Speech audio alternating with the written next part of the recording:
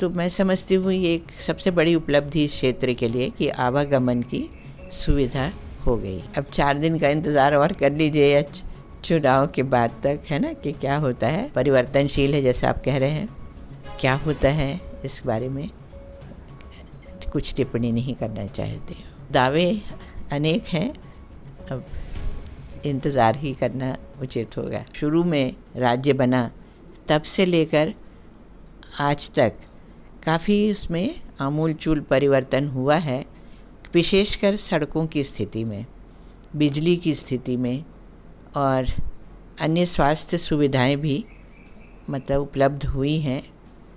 तो और सबसे बड़ी बात, जोगी जी के द्वारा बनाई गई जो सड़कें हैं, खासकर रतनपुर और केंदा होते हुए गौरेला पेंड्रा को जोड़ने वाली, कि 250-300 साल पुरानी ये जो पुरानी सड़क थी कि ऊँची होकर जब बिलासपुर जाते थे, वो बंद ही हो गई।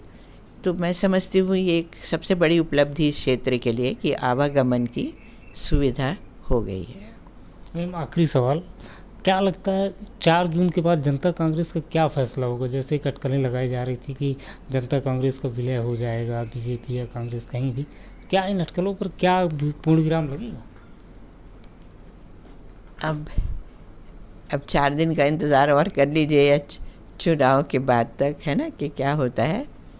पर हम लोग सब जनता कांग्रेस के जितने सदस्य थे, सब कांग्रेस से ही मतलब छोड़कर इधर आए हैं। नाम भी जनता कांग्रेस ही रखा गया। तो देखिए अब क्या होता है। और जोगी जी ने भी और मैंने भी कांग्रेस की ही राजनीति मतलब के द्वारा 3 बार विधायक जो मैं बनी,